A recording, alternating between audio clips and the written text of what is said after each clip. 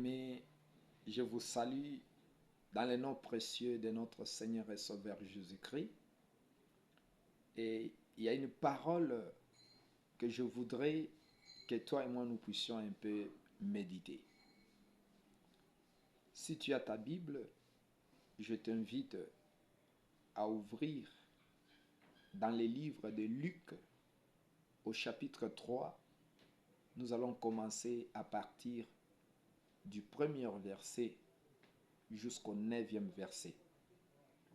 Le texte sera un tout petit peu long, mais il y a quelque chose que tu vas tirer dedans, ça va beaucoup t'aider. Écoutez ce que la Bible dit. Dans ma version, il est dit ceci. La 15e année du gouverneur ou du gouvernement de Tibère César, alors que Ponce Pilate était gouverneur de la Judée, Hérode, tétrade de la Galilée, Philippe son frère, tétrade de l'Iturie et du territoire de la Trachonitide, Lysanias, il était tétrade de la Bilène, et du temps des grands prêtres qui étaient Anne et Caïphe, ou les grands sacrificateurs. La suite du verset 2, ça dit ceci. La parole de Dieu parvint à Jean, fils de Zacharie, dans le désert. Souligné dans le désert. La parole de l'Éternel fut adressée à Jean, fils de Zacharie, dans le désert. Ce n'était pas dans le temple, ce n'était pas dans le palais, mais dans le désert. Écoutez la suite. Il se rendit dans toute la région du Jourdain, proclamant un baptême de changement radical pour le pardon de péchés, selon ce qui est écrit dans le livre de paroles du prophète Ésaïe. Là, je vais sauter pour aller au verset 7.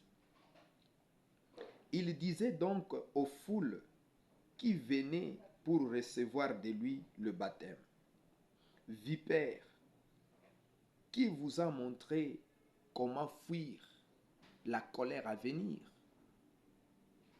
Produisez donc des fruits dignes du changement radical.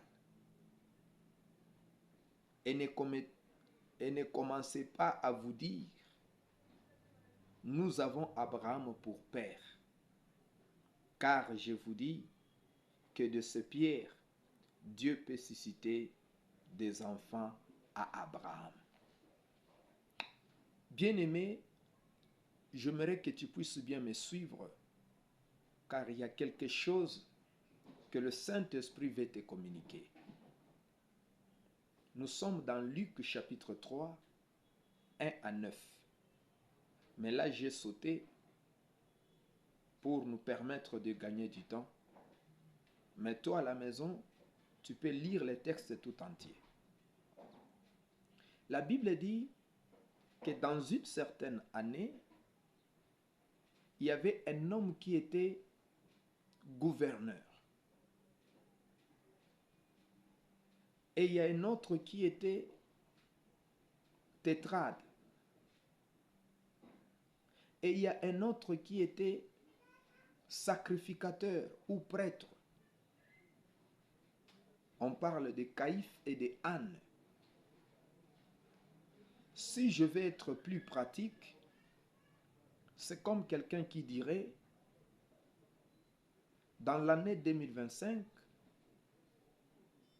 en France, celui qui est là comme président, c'est Macron. Et dans la cathédrale, celui qui est là comme évêque, c'est elle. Et maintenant, dans les déserts, il y a un homme dont je ne connais pas les noms. Dans ce passage, l'on nous explique que Hérode était gouverneur.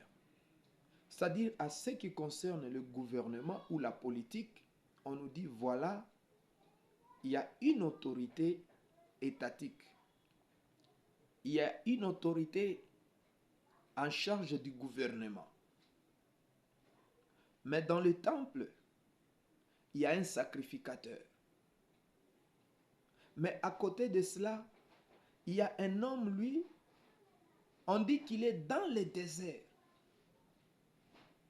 Vous voyez, dans le palais, nous avons un gouverneur.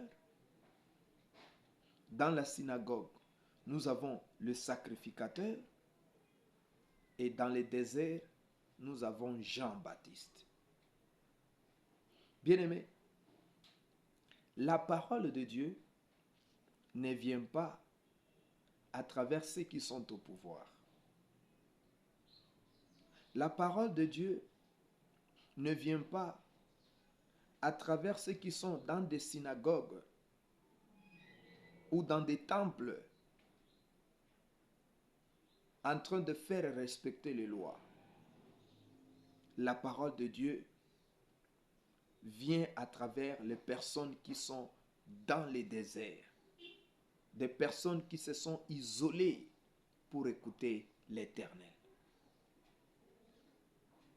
Pourquoi la parole de Dieu n'avait pas été adressée à Hérode? Pourquoi la parole de Dieu n'avait pas été adressée à Caïphe ou à Anne, qui était sacrificateur à l'époque?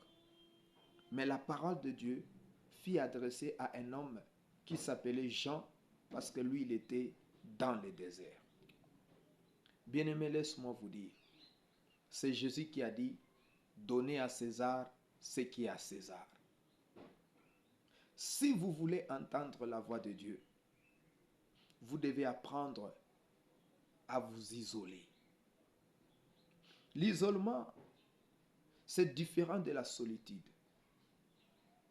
L'isolement, c'est-à-dire, vous faites un choix, vous décidez de vous séparer de tel type de personnes, de telles choses ou de tels événements afin de développer l'intimité avec Dieu. Jean-Baptiste, il était fils de Zacharie. Son père était sacrificateur. Pour dire, Jean-Baptiste avait de la place dans la synagogue. Mais Jean-Baptiste, il a préféré vivre dans le désert que de rester dans le temple. Jean-Baptiste, il a préféré vivre dans le désert que de rester aux côtés du gouverneur. Vous savez pourquoi?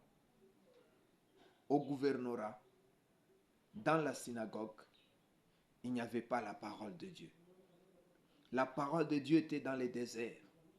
C'est pourquoi Jean-Baptiste, il a préféré vivre dans le désert avec la parole de Dieu que d'être dans la synagogue avec la tradition et la loi, ou être au palais royal avec de la politique et autre chose.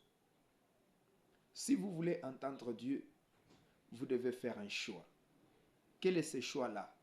De vous séparer de la masse. De vous séparer de la masse, bien-aimés. Il y avait Anne et Caïphe qui étaient des souverains sacrificateurs.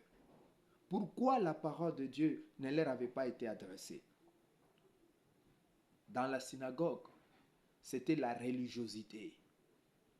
Ils étaient là pour faire pratiquer les lois, faire des routines et des coutumes, alors que Dieu est vivant et la parole de Dieu, elle est vivante. C'est pourquoi Dieu s'est choisi un homme qui s'appelait Jean-Baptiste. Dans le désert, Dieu a parlé à Jean-Baptiste. Il lui a adressé une parole. La parole vient à travers une seule personne, mais elle concerne tout le monde. Oui, Dieu peut parler à une personne qui est isolée, séparée, une personne qui se retire dans la chambre haute pour chercher la face de l'Éternel. Dieu va parler à cette personne et Dieu va donner une parole. Mais la parole que Dieu a donnée à cette personne, ce n'est pas la parole qui est destinée à cette personne seulement. C'est une parole qui concerne tout le monde.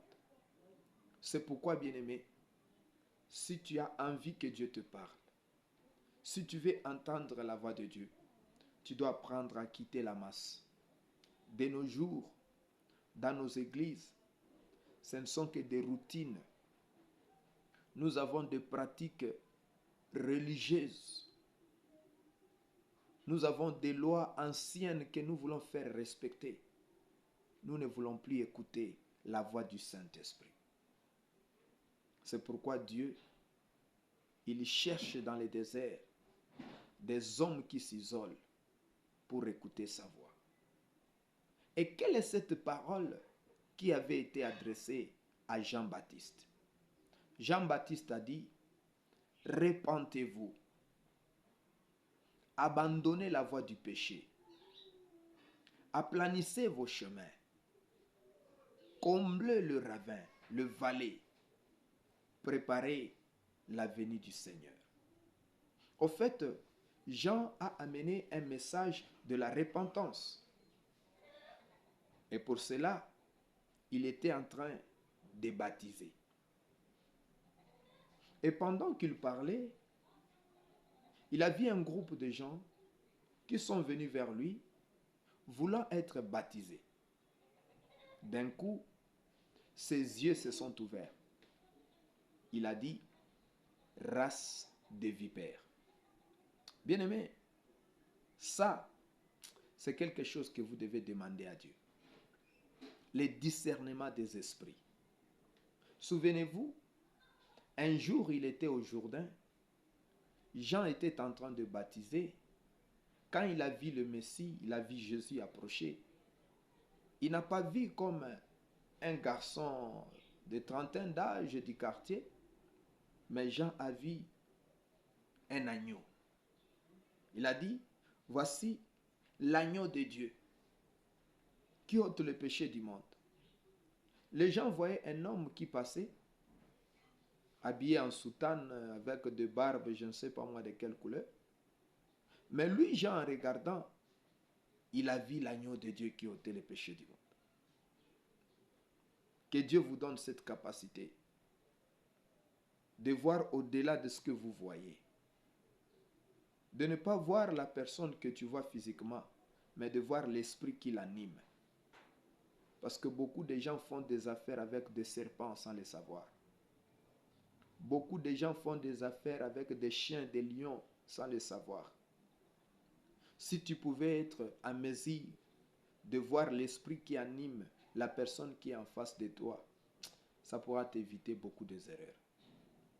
C'est ainsi que le groupe de personnes qui se sont approchées pour recevoir le baptême, Jean a vu qu'ils étaient de la race de vipères. Il dit race de vipères. Vous n'allez pas être baptisés. Voyez-vous, Jean était là en train de baptiser. Mais quand ces gens se sont approchés, il a refusé de les baptiser. Ils étaient nombreux. Il a refusé de les baptiser. Pourquoi? Mais regardez ce qui se passe dans nos églises. Nous mettons les chiffres. Dimanche de Pâques, dimanche de Pentecôte, nous avions baptisé 200 personnes et nous les publions, nous les postons sur Internet. Les chiffres, c'est ce que nous voulons présenter. Nous voulons présenter le nombre de personnes que nous avons baptisées. Mais Jean a refusé de baptiser ces personnes. Il a dit, vous êtes de la race de vipères. Je ne peux pas vous baptiser si vous n'avez pas encore changé vos cœurs. Beaucoup de gens confondent se baigner dans l'eau et être baptisés. Ah oui. Il y a beaucoup de serviteurs de Dieu qui plongent des gens dans l'eau et les sortent mouillés, mais ne les baptisent pas. Le baptême, ce n'est pas être mouillé. Le baptême, c'est être transformé du cœur. Jean a dit, produisez le fruit digne de la repentance. Sinon, je ne peux pas vous baptiser. Vous êtes la race des vipères. Produisez le fruit du changement radical. Le baptême ou plonger dans l'eau, ce n'est qu'un symbole. Mais on ne le fait pas chez n'importe qui. On le fait chez celui qui accepte de produire le fruit d'un changement radical. Vous venez, on vous plonge dans l'eau. Oh, on m'a baptisé. On t'a baptisé. Qu'est-ce qu'on a fait de toi? On m'a mis dans l'eau, je suis sorti mouillé. Mais quelle différence fais-tu entre ceux qui sont à la piscine et toi? Parce que ceux qui sont à la piscine, ils se jettent dans l'eau, ils sortent aussi mouillés. Quand il y a naufrage, les gens se jettent dans l'eau et ils sortent mouillés. Mais toi, tu as été baptisé. Tu ne nous diras pas que tu es baptisé parce que tu as été plongé dans l'eau. Prouve-nous ton baptême par les fruits que tu produis, le fruit du changement radical. Ceux qui sont à la piscine, ils se jettent dans l'eau, ils sortent mouillés. Et donc, chers serviteurs de Dieu, nous ne sommes pas là pour mouiller des gens dans l'eau, mais nous sommes là pour aider les gens à recevoir un vrai baptême, à produire le fruit d'un changement radical. Nous avons beaucoup de gens dans nos églises. Oh, moi j'ai été baptisé dans telle année. Moi j'ai été baptisé dans telle année. Mais quand vous regardez la vie de la personne, il n'y a aucun fruit de la repentance. Il n'y a aucun fruit du changement radical. On m'a baptisé. On m'a baptisé telle année. Oui, on t'a baptisé. On t'a plongé dans l'eau ou on t'a baptisé. Baptiser, c'est certifier le changement intérieur. Il ne faut pas qu'on vienne et on te plonge dans l'eau alors que tu es le même. Quand on te regarde, il n'y a aucun changement. Non, tu n'as pas été baptisé. Tu es allé te rafraîchir dans l'eau. Tu as senti de la chaleur et tu t'es dit, je vais aller un peu me rafraîchir. C'est ce que tu as fait. Alors va à la piscine. Si tu as chaud, va te rafraîchir à la piscine. Ne viens pas à l'église pour dire, je vais être baptisé. Ce n'est pas ça le baptême. Bien-aimé, celui qui se baigne dans l'eau parce qu'il a chaud, à chaque fois qu'il aura chaud, il aura besoin de l'eau. Mais celui qui vient pour être baptisé, ce sont les sources d'eau vive qui vont couler à lui. Ça couleront dedans de lui pour affecter d'autres personnes. Comment peux-tu dire que tu es baptisé alors que ta vie ne peut pas affecter d'autres personnes? Combien peuvent témoigner que réellement tu as été baptisé? Si tu ne nous montres pas les photos du jour où tu avais été plongé dans l'eau, qui peut savoir que tu avais été baptisé? Chers amis, nous devons faire preuve de la vraie repentance en produisant des fruits radicaux. Jean a refusé, il dit, la race des vipères. Qui vous a appris d'échapper le jugement?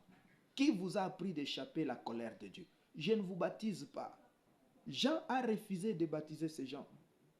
Il a vu qu'en eux, c'était l'esprit de serpent. Ils étaient de la race de vipères.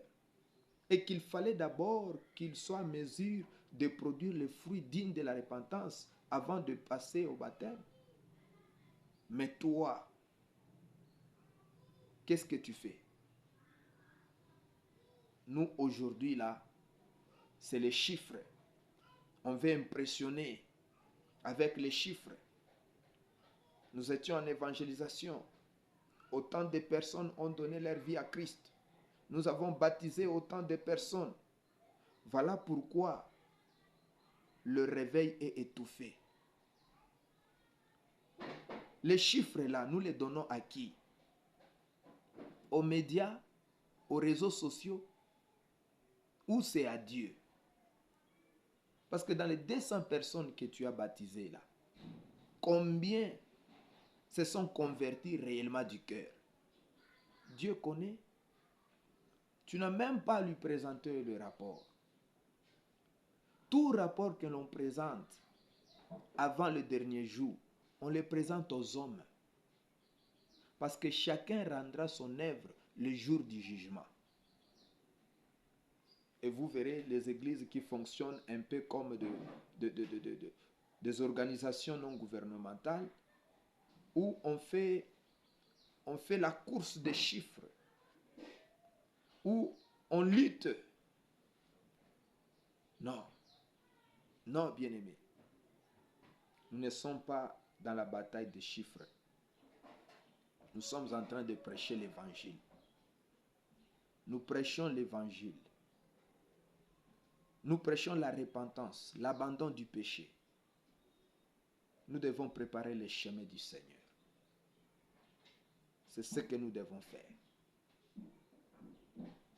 Même si c'est une seule personne, mais que la personne soit prête. Ne mettons pas des chiffres énormes alors que toutes ces personnes-là sont loin de la face de Dieu. Est-ce que vous savez, chaque jour ici, il y a des chrétiens qui vont en enfer. Ah oui. Il y a des chrétiens qui vont en enfer chaque jour.